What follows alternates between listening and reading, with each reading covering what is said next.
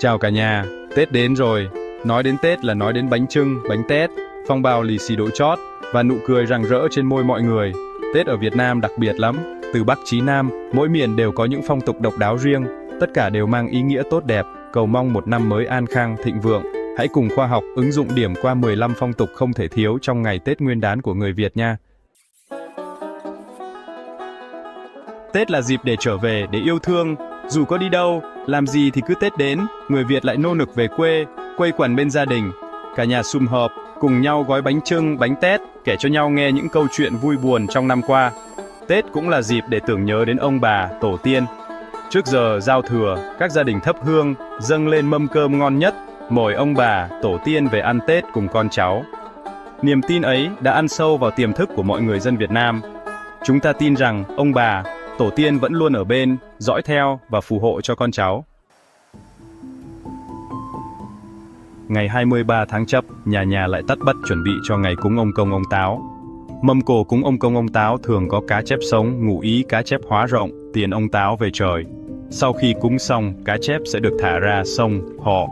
Phong tục này thể hiện mong muốn hướng về cội nguồn, tổ tiên của người Việt. Nhìn những chú cá chép tung tăng bơi lội, lòng người cũng thấy thanh thản, nhẹ nhàng như trút bỏ được hết mọi gánh nặng của năm cũ.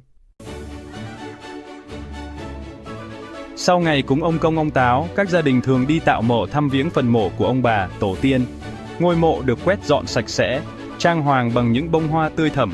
Cả nhà quây quần bên nhau, thắp nén hương thơm, thấm nhủ những lời tâm sự, cầu mong ông bà, tổ tiên phù hộ cho một năm mới an lành, may mắn. Dù cuộc sống có bốn bề đến đâu, thì mỗi khi Tết đến, người Việt vẫn luôn dành thời gian để trở về với nguồn cội, tưởng nhớ đến ông bà, tổ tiên. Nói đến Tết mà thiếu đi hình ảnh nồi bánh chưng, bánh tét nghi ngút khói thì thật là thiếu sót. Đây không chỉ là món ăn truyền thống mà còn là biểu tượng của sự sum vây, ấm cúng trong ngày Tết. Cả nhà quây quần bên nhau, người nhào bốt, người gói bánh, tiếng cười nói rôm ra cả một góc trời.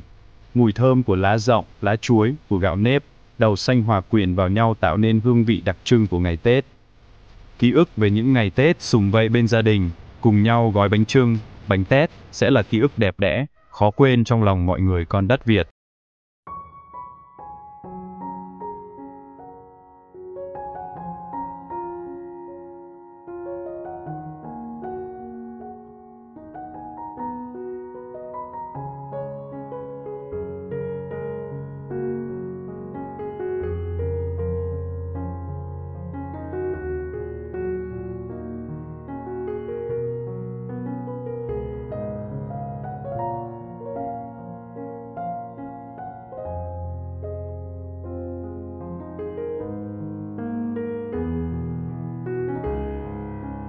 Đình, cây quạt tượng trưng cho sự sum vầy, sung túc, tràn đầy hy vọng. Mâm ngũ quả là một phần không thể thiếu trên bàn thờ gia tiên trong ngày Tết. Mỗi loại qua lại mang một ý nghĩa riêng, thể hiện mong ước của gia chủ về một năm mới an khang, thịnh vượng. Mâm ngũ qua của người miền Bắc thường có chuối, bưởi, đào, hồng, quýt. Trong khi đó, mâm ngũ qua miền Nam lại đa dạng hơn với mãng cầu, dua, đù đú, xoài. Dù khác nhau về cách bài trí, loại quả nhưng tự chúng lại, mâm ngũ quả đều thể hiện lòng thành kính của con cháu đối với ông bà, tổ tiên. Nhìn mâm ngũ qua đầy màu sắc, lòng người cũng thấy rộn ràng, phấn khởi. Nhà sạch thì mát, bát sạch ngọn cơm, câu nói ấy càng đúng hơn trong dịp Tết đến xuân về. Dọn dẹp nhà cửa là việc làm không thể thiếu của mọi gia đình Việt trong những ngày giáp Tết. Từ trong nhà ra ngoài ngõ, đâu đâu cũng được quét dọn sạch sẽ, tinh tươm. Những vật dụng cũ kỹ, hư hỏng được dọn dẹp, thay mới. Nhà cửa được trang hoàng rực rỡ, chào đón năm mới. Dọn dẹp nhà cửa là để xua đuổi những điều không may mắn của năm cũ, chào đón những điều tốt đẹp, may mắn trong năm mới. Nhìn ngôi nhà được dọn dẹp sạch sẽ, gọn gàng, lòng người cũng thấy nhẹ nhõm, thoải mái. Tới 30 Tết, các gia đình Việt thường làm mâm cơm tất niên thịnh soạn để cúng gia tiên. Đây là bữa cơm cuối cùng của năm cũ, là dịp để con cháu sum vậy, ôn lại chuyện cũ và gửi lời cảm tạ đến ông bà, tổ tiên đã phù hộ cho gia đình một năm bình an. Mâm cơm tất niên thường có những món ăn truyền thống như bánh chưng, giò cha, nềm rán, canh măng. Tùy theo phong tục của mỗi vùng miền mà mâm cơm có thể khác nhau, nhưng tự chừng lại đều thể hiện lòng thành kính, biết ơn của con cháu đối với ông bà, tổ tiên. Bữa cơm tất niên diễn ra trong không khí ấm cúng, sum vậy. Giao thừa là thời khắc chuyển giao giữa năm cũ và năm mới, là thời khắc đặt trời giao hòa, vạn vật sinh sôi. Trong thời khắc thiêng liêng này, mọi người thường dành cho nhau những lời chúc tốt đẹp nhất, cầu mong một năm mới an lành, may mắn. Nhiều gia đình chọn cách quây quần bên nhau, cùng nhau xem chương trình Táo Quân, cùng nhau chờ đợi thời khắc giao thừa. Khi đồng hồ điểm 0 giờ, tiếng pháo hoa rộp trời vang lên, báo hiệu thời khắc giao thừa đã đến. Khoảnh khắc giao thừa thiêng liêng ấy sẽ là kỷ niệm đẹp, là dấu ấn khó phai trong lòng mọi người con đặt Việt. Đi chùa lễ Phật đầu năm là một nét đẹp văn hóa của người Việt. Sau thời khắc giao thừa, nhiều người đã đổ xô đến các chùa chiến để cầu mong một năm mới bình an, may mắn. Người ta thành tâm thắp hương lễ Phật, cầu mong những điều tốt đẹp nhất sẽ đến với gia đình, người thân. Nhiều người còn xin chữ, hái lộc đầu năm với mong muốn gặp nhiều may mắn, tài lộc trong năm mới. Dù đông đúc, chen chúc nhưng ai nấy đều rạng rỡ, vui tươi. Người Việt quan niệm, người đầu tiên bước vào nhà trong năm mới sẽ ảnh hưởng đến vận may, tài lộc của gia chủ trong suốt cả năm. Người Sông Đất thường là người hợp tuổi, có tính cách vui vẻ, hòa đồng hay gặp may mắn. Khi đến Sông Đất, người ta thường mang theo những món quà nhỏ như bánh kẹo, hoa quả và không quên gửi đến gia chủ những lời chúc tốt đẹp nhất. Phong tục Sông Đất đầu năm là một nét đẹp văn hóa đặc sắc của người Việt, thể hiện mong muốn về một năm mới an khang thịnh vượng.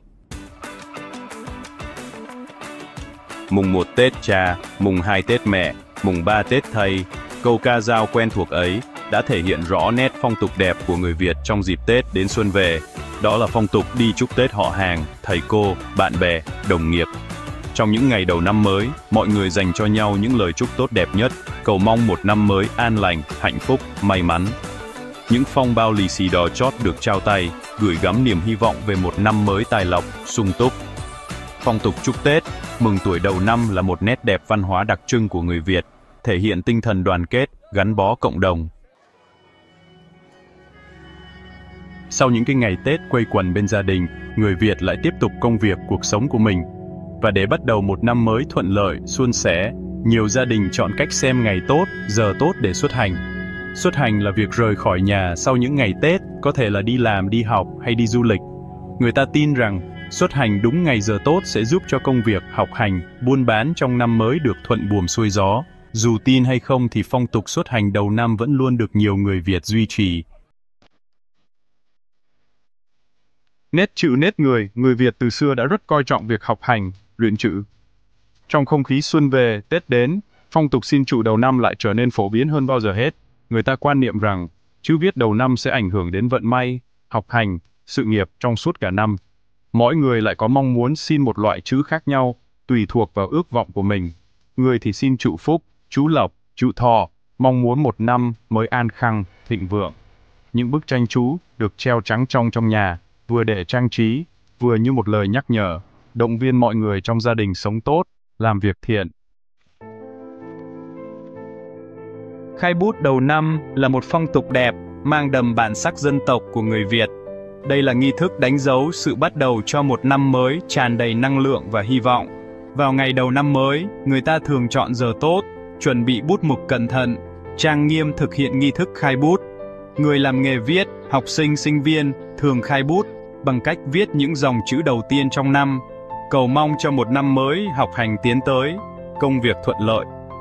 Dù là ai, làm nghề nghiệp gì thì nghi thức khai bút đều mang ý nghĩa tâm linh sâu sắc. Và vậy là chúng ta đã cùng nhau khám phá 15 phong tục không thể thiếu trong ngày Tết Nguyên đán của người Việt. Hy vọng rằng qua video này các bạn đã hiểu thêm về ý nghĩa của từng phong tục, từ đó trân trọng và gìn giữ những giá trị truyền thống tốt đẹp của dân tộc. Đừng quên đăng ký kênh Khoa học ứng dụng để theo dõi những video tiếp theo về văn hóa, lịch sử, con người Việt Nam nhé. Xin chào và hẹn gặp lại các bạn.